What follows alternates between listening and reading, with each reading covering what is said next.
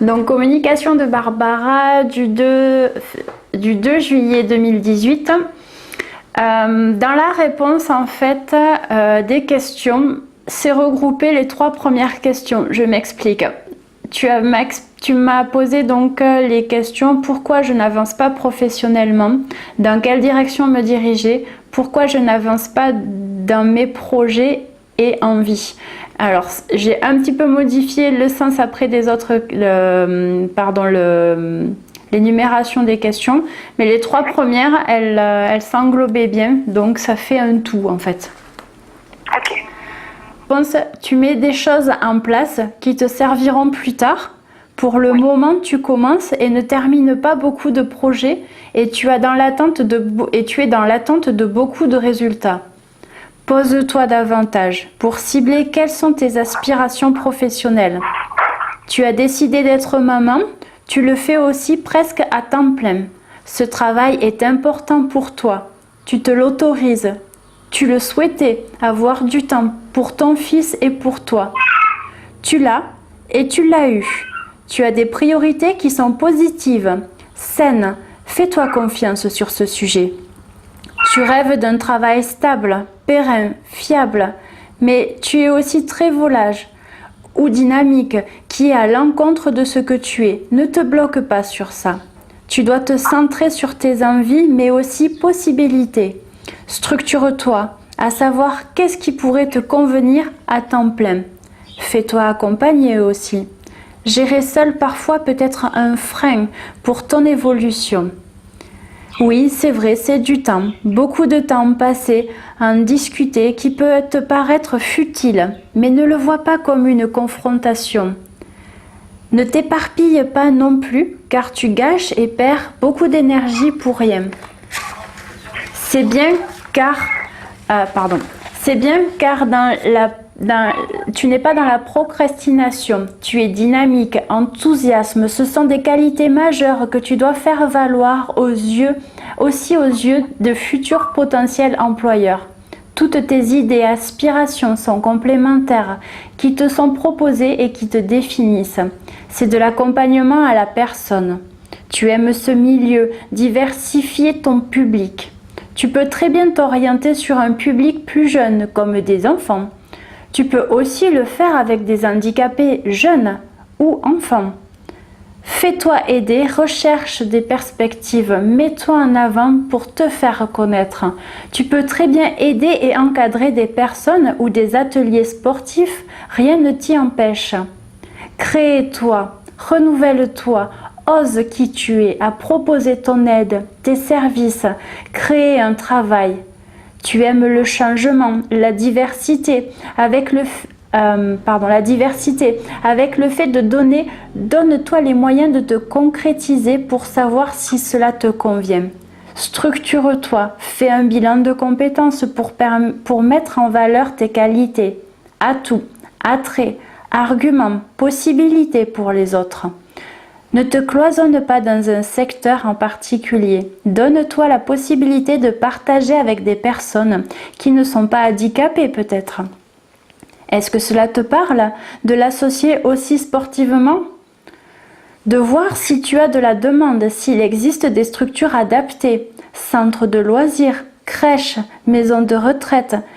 Quel secteur t'attire le plus ou en premier? Donne-toi la possibilité de les matérialiser et de pluridisciplinarité. Je vais y arriver. De faire plusieurs activités donc. Car cela te correspond énormément dans ton tempérament actuellement. C'est peut-être qu'une phase de ta vie. Ce sont des expériences importantes que tu dois expérimenter dans ta vie et pour ta carrière. Ce n'est pas du temps perdu. Ça va? Waouh, ok. Oui, ça va. Alors, waouh. C'est fort quand c'est pour soi. Hein. Ah, ça, t'as vu, hein, c'est... Voilà. Oui, parce que du coup, quand c'est pour quelqu'un d'autre, du coup, ça parle, mais c'est différent. Mais là, quand c'est pour soi, ça tape vraiment pile. C'est très, très, très parlant. Voilà. Non, on va continuer parce que ça va vraiment englober tout ça, ok? Ok, vas-y. Ouais. Quatrième question. Alors c'est là où est-ce que j'ai un petit peu donc modifié sans le vouloir, mais on me l'a servi comme ça, donc c'est parfait. Pourquoi je n'ai pas confiance en moi et en mes résultats quand je fais du pendule, baguette ou ressenti? Pourquoi tu ne souhaites pas le travailler davantage? Pourquoi n'arrives-tu pas à te discipliner, à lâcher le contrôle? As-tu peur de quoi? Tu as peur de quoi? Qu'attends-tu de ça? Pourquoi et dans quelles conditions veux-tu l'exploiter, travailler, expérimenter? Soigner, te soigner, aider, prouver aux autres, se sentir digne d'intérêt? Pourquoi s'éparpiller autant dans tes expériences? Tu survoles mais travailles pas à fond. Tout ce travail s'expérimente pour apprécier ou observer un premier résultat. Ce travail ne te satisfait pas dans le cadre de ta maison? Fais-le faire ailleurs. Essaye. Mais il faut que tu t'écoutes pour voir si cela vibre en toi. Si tout te plaît. Si cela te plaît, très bien, mais commence dans un domaine, fais-le à fond et après choisis un outil qui te correspond avec lequel tu te sens à l'aise. Demande, fais-toi guider, appelle les forces en lesquelles tu crois pour qu'elles t'aident. Structure-toi aussi de ce côté-là. Donc là, en fait, ça vient compléter un petit peu ce qu'on disait. On va peaufiner la suite. T'es toujours là? Oui. Attends un petit peu. Ok. Cinquième question. Comment me libérer des poids du passé? Tu peux te faire aider. Beaucoup de techniques existent pour commencer à travailler ce sujet. Chaque chose en son temps. Tu as mis en lumière bien des sujets. Il faut les traiter un à un dans l'ordre pour les transcender une bonne fois pour toutes. Pardonner, se pardonner, observer, constater, accepter cet état. C'est grâce à tout ce que tu es et qui tu es aujourd'hui. Beaucoup de travail a été déjà fait. Mais une remise à niveau ou une mise à jour est nécessaire maintenant que tu es une maman pour avancer sur ce sujet. Qu'est-ce que tes parents te renvoient comme image? Qu'est-ce que tu n'as pas compris? Accepter, digérer, c'est tout ça qu'il faut regarder pour faire un bilan constructif. Tu le fais déjà, c'est vrai. Échange avec un ou une thérapeute pour trouver un axe de travail pour traiter les dossiers qui sont encore en suspens. Tes parents et entourage t'ont blessé, déçu, transcende le travail. Rassure-toi, il n'y a pas de course ou de jugement à faire cela. Fais-le d'abord pour toi seul avant de vouloir l'appliquer à ton enfant, car ton enfant intérieur ou ton toi est d'abord en demande. Peut-être de réponses, beaucoup de réponses d'abord de compensation envers soi-même avant de demander aux autres. Entoure-toi de personnes qui peuvent t'épauler dans cette démarche. Donc là, en fait, ça vient soulever beaucoup de choses que tu connais, que tu sais. Et que quelque part le fait que tu sois maman du coup doit finir d'être approfondi, transcendé, comme une mise à jour comme on te l'explique du fait parce que tu es une maman et que ça t'a permis de pouvoir comprendre d'autres choses. D'accord, oui, de donner de nouvelles clés ou d'autres d'autres bouts de puzzle. C'est ça. Je comprends bien ça, oui. La dernière question, d'où me vient la croyance dans laquelle je n'ai pas le droit de gagner beaucoup d'argent? La privation de voir les autres, avoir de l'argent, c'est un schéma inconscient, une demande faite pour expérimenter autrement. C'est d'abord aussi un problème générationnel. Ce n'est pas la peur ou le manque, c'est une privation faite de vouloir en avoir. Qu'est-ce que ça représente pour toi? Qu'est-ce que ça te provoque? Fais ressortir. Qu'est-ce qui te met dans cette croyance? Alors là, on me montre en fait le travail égale dur, donc pas d'argent. Et on me suggère une autre proposition en te disant pourquoi pas le travail peut être dur ou passionnant, pas si dur que ça, et aimer l'argent. Pardon? Et aimer l'argent du coup. D'accord. Donc là c'est une comparaison, donc là si tu veux je te le mettrai plus sur l'écrit ou je sais pas comment, parce que ça donne absolument pas la même énergie. Je vais essayer de te le redire pour que tu puisses le sentir, parce que ça a absolument rien à voir en fait. Ouais, c'est un peu flou là pour moi, ouais. Ouais, pas de souci. En fait, on te montre comme une perspective. Ouais. On te suggère, donc on dit le travail égale dur, donc le travail c'est dur, donc pas d'argent. Parce que c'est trop dur, parce que tu mets de la peine, parce que ça t'use, parce que c'est compliqué. Donc tu associes le travail à dur, donc pas d'argent. Dur, attention, je dis pas que tu es feignante ou que tu ne veux pas travailler, c'est absolument pas de ça qu'on parle. Hein. C'est vraiment dire que des croyances peuvent être assimilées ou ressentent que le travail égale dur, donc pas d'argent. Et on te suggère donc quelque chose de beaucoup plus doux, de beaucoup plus léger, attrayant, dynamisant aussi. Le travail peut être dur ou passionnant, pas si dur que ça, et du coup égale aimer l'argent. Si tu arrives à trouver un travail qui te passionne ou un travail qui te paraît pour toi, parce que tout est subjectif, hein. Attention, là on est vraiment dans la subjectivité, hein. De te dire qu'un travail finalement il peut être dur pour toi et pas dur pour moi ou vice versa. Si le travail n'est pas dur pour toi et qu'il est passionnant, là tu vas aimer l'argent, tu vas aimer du coup ce que tu fais, donc tu vas aimer gagner de l'argent. D'accord, ok, ouais, ok, c'est pas, ouais, je vais aimer gagner de l'argent et du coup ça me posera plus de problème et je ne bloquerai plus là-dessus, quoi. Tu ne bloqueras plus là-dessus et donc tu vas demander du travail et le travail viendra à toi. Et le travail, tu pourras demander autant de travail que tu souhaiteras parce que tu vas être ok avec ça, parce que c'est une énergie et tu le transcendes pas comme une confrontation très dure, tu bloques pas dessus. C'est le travail finalement, c'est pas si dur que ça et puis franchement c'est passionnant, donc ben voilà, c'est cool, j'aime ça quoi, j'aime bosser parce que j'aime travailler, j'aime ce travail, donc ben ouais, je gagne de l'argent et finalement j'aime gagner de l'argent. Donc c'est un ça en fait, il existe des exercices là-dessus pour travailler ce rapport à l'argent, si tu veux on en rediscutera, ça en fait partie de ça aussi, c'est changer, tourner le regard là-dessus en fait. Donc ça c'est très très intéressant à voir parce que c'est quelque chose que l'on peut faire très rapidement.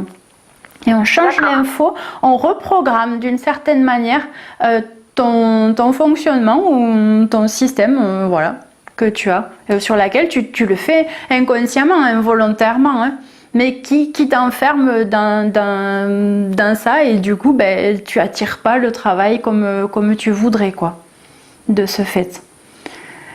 Je continue. Vouloir et avoir de l'argent pour se faire plaisir, mais avant tout pour subvenir à nos besoins. Revois aussi la priorité de tes croyances justement, pour aussi juger moins et se permettre d'en accepter plus. Mieux, alors accepter donc plus de travail, donc plus d'argent, donc un meilleur travail qui soit plus plaisant et gratifiant. Soit moins dans la colère par rapport aux autres, se permettre aussi d'en vouloir et accepter de se valoriser pour être digne juste d'en recevoir.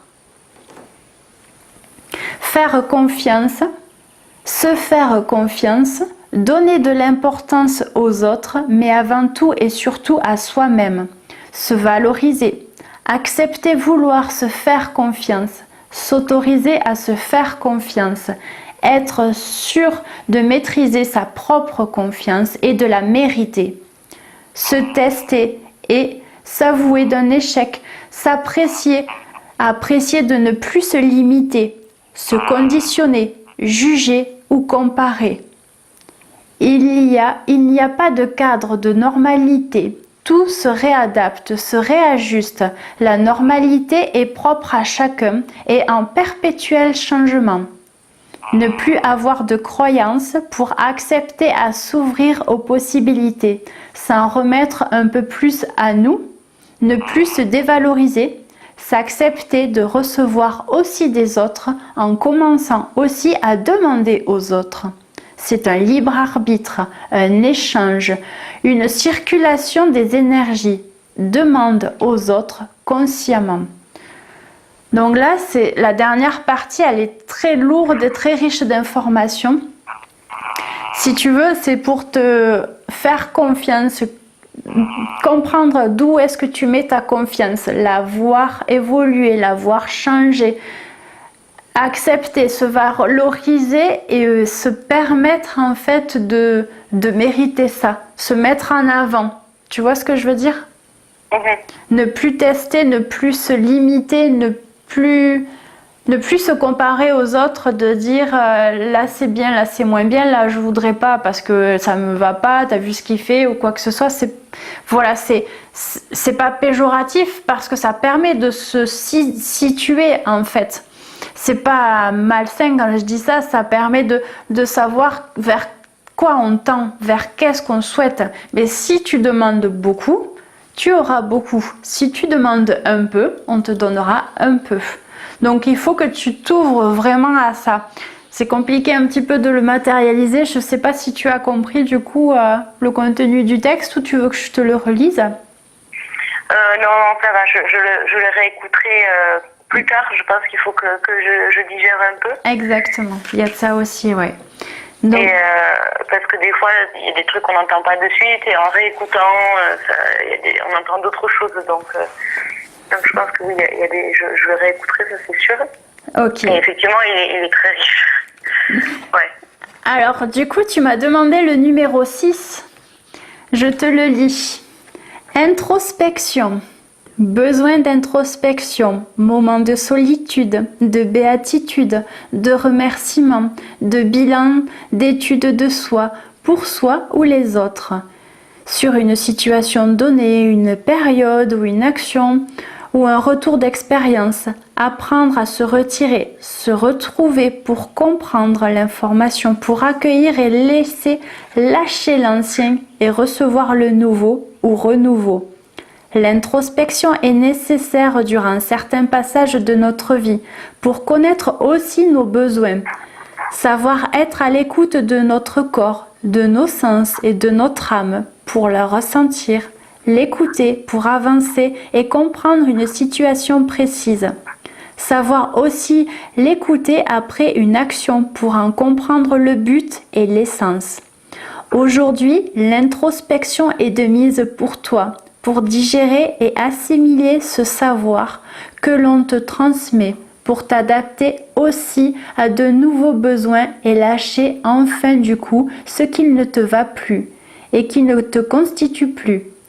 Remercie cela, se délester de cet ancien pour passer un nouveau cap et accepter de recevoir à nouveau de nouvelles transmissions et renaissance de ton être profond et divin.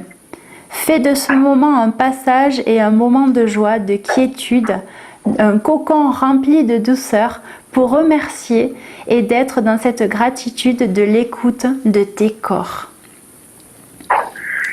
Donc, Ok. voilà, l'introspection est de mise du coup. Ça vient bien finaliser, je trouve aussi ça. C'est vraiment, je dirais, rassurant et de mise. Donc si tu veux, on peut continuer à échanger en off. Tu veux que je... Ouais, je veux bien, ouais. Allez,